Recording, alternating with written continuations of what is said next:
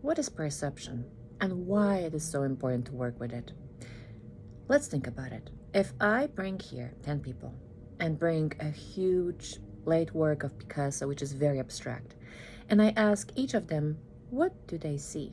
Will I get the same 10 answers? Most likely not. Are they wrong? No. Their perception is different. They're in the same space, they are looking at the same stimulus, but they give this different answers. And that's a beautiful thing about perception, because what it also means is that our thoughts are not facts, and we can challenge them.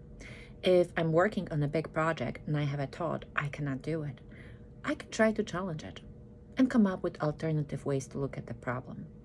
One, well, what if I learn from it something? Two, what if I collaborate with someone? Three, what if I break it down and make it fun? What if I take it to the next level and include something new? You see, so many different ways of thinking about it, and they all come with different way of feeling.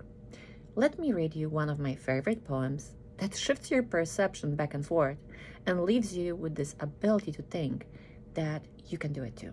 It's called The Cookie Thief.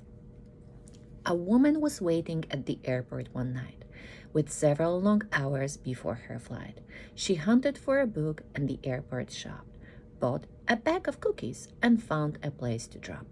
She was engrossed in her book, but happened to see that the man beside her, as bold as could be, grabbed a cookie or two from the bag between, which she tried to ignore to avoid a scene. She read, munched cookies, and watched the clock as the ghastly cookie thief diminished her stock.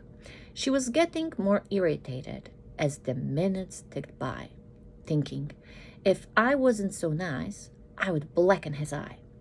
With each cookie she took, he took one too.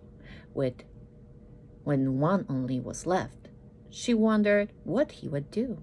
With a smile on his face and a nervous laugh, he took the last cookie and broke it in half. He offered her half, and he ate the other. She snatched it from him and thought, oh, brother, this guy has some nerve, and he's also so rude. Why he didn't even show any gratitude. She had never known when she had been so galled, and sighed with relief when her flight was called.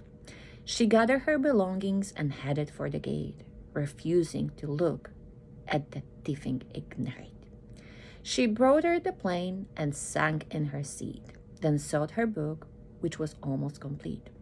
As she reached in her baggage, she gasped with surprise. There were her bag of cookies in front of her eyes. If mine are here, she moaned with despair, then the others were his, and he tried to share.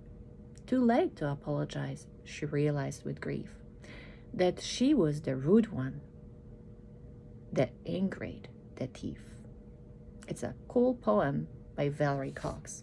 Challenge your perception.